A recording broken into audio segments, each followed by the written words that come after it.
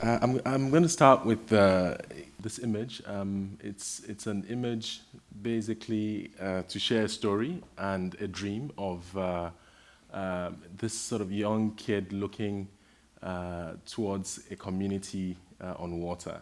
And I think we've heard so much about water today. I'm not going to get into too much details about that. I think the dream, what's important is that the dream is shared not only by him, by me, by people from Singapore, people from Copenhagen, and all over the world, and in Amsterdam. We have started. We've started doing something about that dream. You know, we basically took action, and I'll get into the detail of that. But what we did essentially is that we planted a seed, and I like to call it a seed because it is a seed that actually addresses the issue of urbanization. It grows. We're hoping it can be cultivated into to create more. It addresses the issue of climate change because the seed floats. The seed uses renewable energy for its use. It harvests rainwater and it recycles waste and uses some of the waste. Now we're looking at using that to produce food within this. And finally, it inserts itself within a very political context where it addresses issues of tenureship and legal conditions regarding within a community within a larger city. But I'll get back to that. My office is called NLE, and we're basically we're an architecture, design, and urbanism practice focused on developing cities and communities. And by developing cities, I actually mean we're interested in both the process, developing cities, and actually the regions, you know, the cities that are in development. And we're not an NGO or a charity organization, which a lot of people think we are, maybe perhaps because of our latest project. We're actually a business organization. We're for profit. However, we do have a very strong social and environmental consciousness, and that's what drives most of our work today. We're very fortunate to be in such a beautiful city. I love Amsterdam. I always say Amsterdam is such an amazing city. I'm partly in Amsterdam because it's just what it is. You know, I think one of the things I think is strong about Amsterdam is that it's a village. I think regardless of what we think, I mean, it's actually a village. You know, it's one of the however, it's a very cosmopolitan village. You can cycle, you know, it's left with everything that you would want in a very idyllic life. At the same time, it's very cosmopolitan, and I think there's something to appreciate about that when you're thinking about the development of cities. How do you create a compact city and make it work, make it have all the cultural, social benefits, and at the same time infuse it with water. I mean, water is such a. I actually thought that the water is such an important part of a recipe of a beautiful city. All the most beautiful cities that we know around the world are actually situated around water. Context a bit. This is, of course, the epitome of what we know as urbanization. You know, New York, a big city. And New York is, has lots of people. It's so three-dimensional. It's developed really rapidly. At the same time, it is now experiencing one of the major issues that will be a challenge of our time. This is New York in last October 2012, where half of it was shut down. You see half of all the light there by the sandy storm. It's not a hurricane, I guess. And this is one of the first evidence of the impact of climate change. In 2010, I think 2011, I had the opportunity to be at an event called the Stad-Forum conference or camp, basically, with 150, people from all over the world, and we had you know, a climate change skeptic, so-called. And he, at the time, what was interesting was that he didn't say that climate change was not happening. You know, so that's a fact.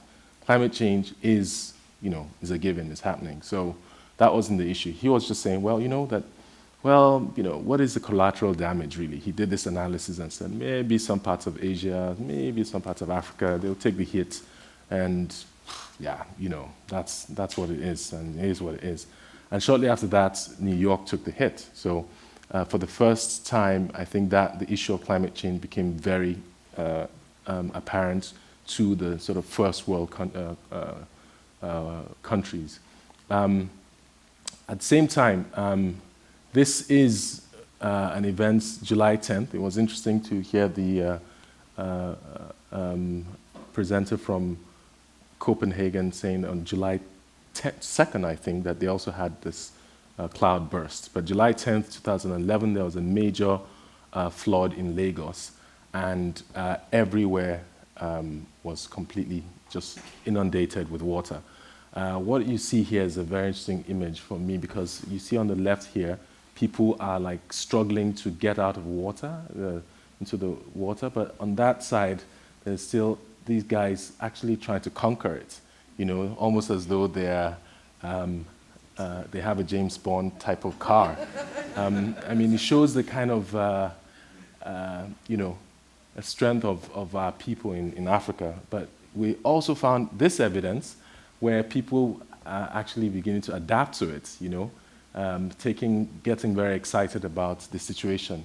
Now, this is, for me, a very important image because it shows the resilience and adaptability of the African and the people that within the same day, they have completely switched the mindset and they're like, yes, you know, this is it, we're going for it. Now, our work, like I said, is situated around understanding people's social, cultural, and looking within to find solutions. And these kinds of qualities have been very important for us moving forward.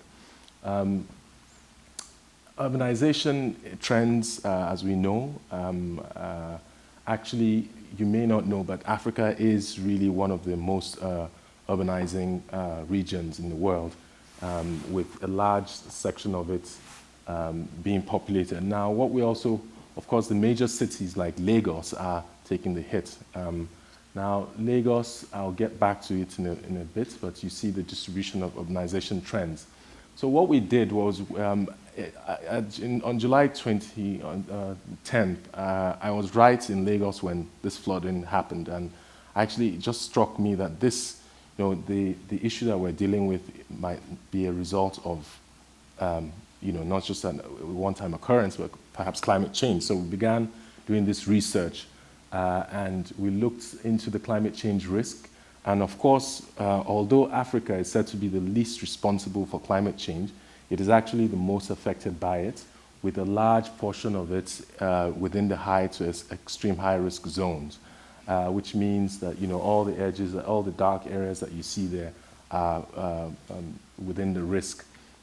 So we launched a research called the African Water Cities Project, where we started looking into different parameters, the GDP growth, urbanized areas, population growth, migration patterns in Africa, and what we sort of synthesized that information. And what you see here is like a ranking of different cities based on all of these parameters. And we identified a number of cities that are most important. But what's happening is that there are two conditions happening. There is the economic growth and urbanization along the periphery, as you see here in most of the African cities. And then there is, so there's also people migrating from the middle section because there's drought, so they're moving towards the periphery. At the same time, there is climate change. There are areas, these coastal areas are being affected by climate change. So two conditions are coming together. People are migrating, urbanization and climate change. So African Water Cities Project is a research project to sort of bridge the gap between and understand the relationship and the context that these kinds of things are happening. So we identified from that analysis the called top 20 African water cities. These are cities that we need to pay attention to. These are cities that we want to understand the local and the city condition and the community condition, and I'll get back to that in a second. Lagos is one of such cities. As you can see on the map, it's due to its population growth and economic growth and climate change risk. It's of course topical, and we started in Lagos. Of course, Lagos, it's actually quite a beautiful city. Of course, it's got a lot of challenges, and this is one of the challenges, like I explained to you, urbanization patterns. It's got 16 million people, basically equivalent to the size of the entire Netherlands, and it is still growing. If you look at that, it's got 16 million people. At the same time, it is 40 times smaller than the entire Netherlands. So if if the Netherlands is the densest country in the world, then if you then multiply that by 40, you can imagine the kind of situation we're having in Lagos as a city. So, like I said, the population is growing rapidly, and the geographical nature of Lagos is such that it's sort of 30% of it is covered by water. I just heard that 24% of Amsterdam is covered by water. So for me, water becomes an asset. If you've got 30% of your geographical area as water, then you better think about what you're going to do with it, because that's a huge part of your community. And what you see around sort of the red edges, that's where the city actually exists, and it's growing towards the east and west and towards sort of this pinch point here, where there's a proposal for a bridge that would connect the entire city. And we have given a proposal for that called the 4th Midland Bridge. And I think that would establish a ring around the city, which incidentally would make the heart of Lagos water. So, basically the city needs to think about the opportunities for making its heart actually function as a water settlement. But within that heart is a community. The community is called Makoko. It has over, it's said to have 100,000 people. We don't know for sure, but it definitely has thousands of people. It's a community that lives on fishing and sawing industry.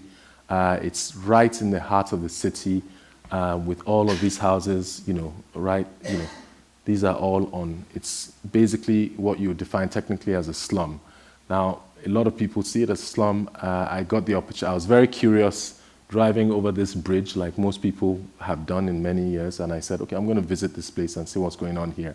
And I did, and I discovered, I was both shocked by what I saw, like, wow, people actually live here? Like, this is thousands and thousands of people living here. How have they managed to build so much out of so little, So Makoko is a community on water, and it's been there for over 100 years, it's said. It's got no roads, no land, no modern infrastructure.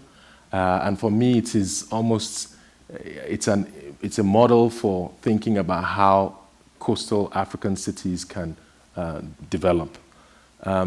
So when you look at Amsterdam, for instance, as a category, what I'll call a category 1 water city, you can drive on it, you can walk on it, you can take a bicycle, you've got a canal. So it's got, that's category 1. Venice, I would say, is a category 2 city, water city, where you actually can't drive in Venice, you cannot, you can literally just either walk or be on a boat. And Makoko is category 3. Nothing. You can only, the only infrastructure that exists in Makoko is water. So you're either on your house, on a boat, or in water. So it's something to learn from. Now, that is a picture of life in Makoko. That's how people live. This is a home in Makoko. This is someone, it may look like a shack to you or like a slum, but this gentleman in red there has almost everything he needs, incidentally. You see he's got like 5 kids there in the corner. You may not, just pay attention very carefully. 5 kids. He's got a front porch. That's his main house. This is a kitchen where he cooks. He gets his logs of wood and he cooks there. And that's his bathroom there. It's open to the air, fresh air, and then, everything goes into water, unfortunately. He's got a boat that moves himself and his family around. So that's, it's a complete ecosystem. So for me, it was how do you learn how do you live, from a minimum, from the absolute minimum. This is a minimum dwelling on water. So it's a source of inspiration, and we began to sort of work together. We looked at it. They have an industry, they have a community, agriculture. They create this sort of habitat where they put plants in water and create a habitat for fish and harvest them. Transportation is low energy, no gas. They've got, social, very active social life, shopping, services. That's a barbering salon there on water. The kids play. There's a huge sense of adventure in the place. It's such a vibrant place. We looked into the material, the physical components, very lightweight construction. So we learned, there was a lot to learn from this environment. At the same time, it was also very beautiful. Now, we're not trying to fetishize a slum condition, but I'll tell you, they also have huge challenges. So we got some funding from a green technology foundation where we produced a research report for this particular community. The final output is the building, which I call the seed, which is called Makoko Floating School. We actually built it. So this is a real image of a floating school for the community, and I'll tell you how that happened. The school sits on water right in the lagoon heart of Lagos, at the edge of the community. So when I visited the community for the first time, I said, how can I help? What can I do? I would love to learn and give back. And they said, well, we have a school, and this, we've got 200 kids going to the school, but the school is built on reclaimed land, in a patch of reclaimed land on water. And every now and then that the school suffers from flooding, like most of the houses these days, that the level of water is increasing. I said, okay, well, I will try to see what I can do to improve this condition. And that's how we began a relationship with the community. The first thing I did was actually to learn from them. How do you build? How do you, I spoke with the local experts that had built all those houses, looking at the material that they worked with. We did a lot of documentation. We also took advantage of our relationship with Netherlands and the expertise in houseboats and building and things, and created, and worked out a solution that was, first of all, using the local technology, taking account the issue of climate change and increase in rainfall, which meant that the houses are at risk. And now we now needed to solve the problem of putting the building on a fixed position in water by creating a flotation device. And that flotation device, of course, meant that whether the water level rises or falls, the building can always adapt to it. So it was a hybrid, innovative solution of both local and global technology. The building is a triangle that's a pyramid, basically, that sits on these recycled plastic barrels. We've done a lot of calculations on that. These are sort of just diagrams showing the sort of closed loop. So in terms of trying to get the building to float, we looked at different solutions and looked at it from availability, technology, construction time, durability, blah, blah, blah. Had sort of a matrix, decided and settled for using, of course, a floating building is not like new technology. You can build it on a steel barge, you can still build it on concrete.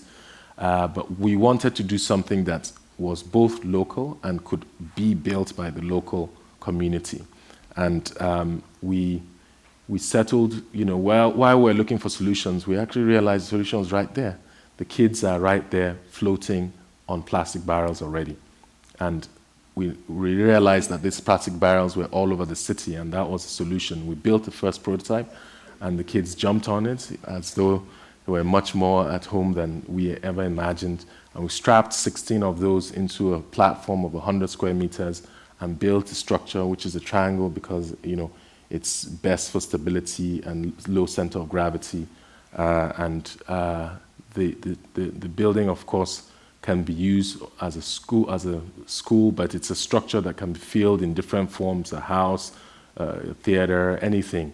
It's scalable at different scales, and we're looking at multiplying that from a school to a fish farm, a market, anything, a home.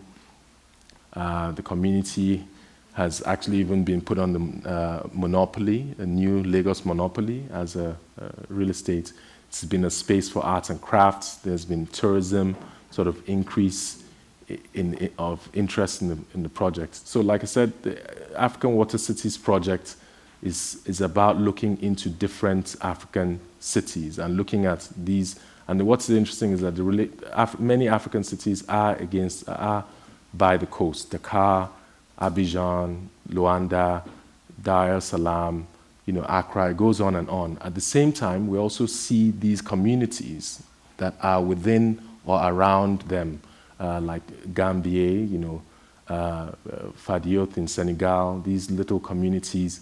So there are hundreds of Makokos all over Africa and many places. How do we develop them? How do we learn to live with water, learning from them as opposed to sort of fighting against them?